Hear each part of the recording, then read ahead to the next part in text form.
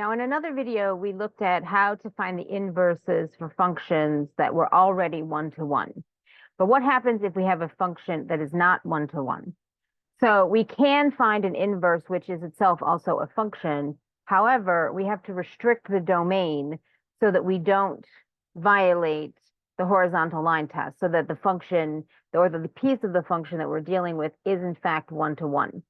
Now, this can be quite complicated for functions like cubics that have a bunch of terms in them, because we would have to be able to solve algebraically when we switch the variables for y. And if we have y cubed and y squared and y, that may be more difficult. And so we don't usually deal with those cases, although they are things that can happen.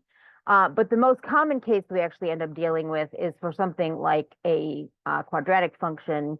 Something similar can work for absolute value functions, which are also not inherently one-to-one. But the main thing, the main principles that we're going to cover do work with quadratic functions, and there's a little bit more algebra that we have to worry about with quadratic functions. And so that's the example that we're going to work from. But these basic principles do also apply to quartic functions, any kind of even function, which is definitely not going to be one-to-one. All right, so for our quadratic function, I've picked an upward-facing parabola. And the thing is, we want to make sure that we're going to restrict our graph to a place where we're only dealing with one branch of our parabola. And so typically what we try to do for a parabola is we try to choose the vertex as the breakpoint, because again, the axis of symmetry is going to go through the vertex. And so the way that we can do this is we can, and this is kind of an example, we can actually use our vertex equation, negative b over 2a, and use that to find the coordinates. We could also, if we wanted to,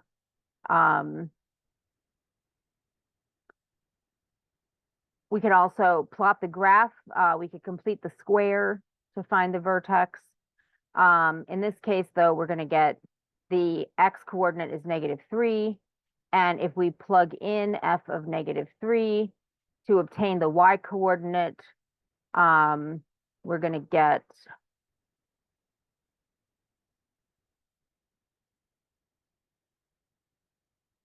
we're going to get 9 minus 18 plus 10 is going to give me +1. So the x coordinate of our vertex is -3, the y coordinate is 1. And so we can rewrite this equation in vertex form as x plus 3 squared plus 1. Since our leading coefficient of x squared is 1, we don't have anything outside our x plus 3 squared term. So what we want to do, since we want to only have half of the graph, basically, so there's no symmetry in the remaining graph at all, is we're going to restrict the domain to, we can include the endpoint, so it can go from -3, either go to -infinity, which we should list first, or I'm just going to pick the right side of the graph and then go to +infinity. And if we were to actually graph this in Desmos or something like that, we could see what the shape of the graph looks like. And so here is what our graph looks like. This is our upward-facing parabola. Our vertex is down here. You can see it's at -3 and 1. And I've drawn in the axis of symmetry. And so you can see that the two sides of the graph are exactly the same on either side of this line. And so the side that we're going to work with is going to be this side over here. So again, now that we've restricted the domain, this side of the graph isn't here. And so now our graph would satisfy the horizontal line test, and it would be one-to-one on this restricted domain. From this point on, we do have to still do the swapping of the x and the y variables. X equals y squared plus 6x plus 10, 6y plus 10.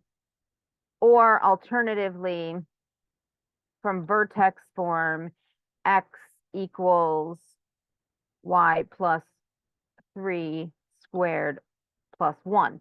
Now, I will tell you that from the vertex form, this equation is going to be much easier to solve for y than in this form, because we would have to complete the square in the sort of fully multiplied out form. Whereas in this form, we have only one y now in the equation, and so we can go ahead and solve for it. So I'm going to move the x over. Then I'm going to take the square root of both sides. Now, normally when you take the square root as a process, you're going to require plus and minus, but that's not a function if you have a plus and minus, because you would have both a positive y and a negative y outcome. So in this case, we've restricted the domain to just the positive side of the graph, and so we would take the positive square root only. If we had taken the negative infinity to -3 side of the graph, that is the negative side of the graph with negative values, large negative values. And so we would have taken the negative square root in this case. And now we finish solving for y. Square root of x minus 1 minus 3 is equal to y. And so that is now our inverse on the restricted domain, x minus 1 minus 3.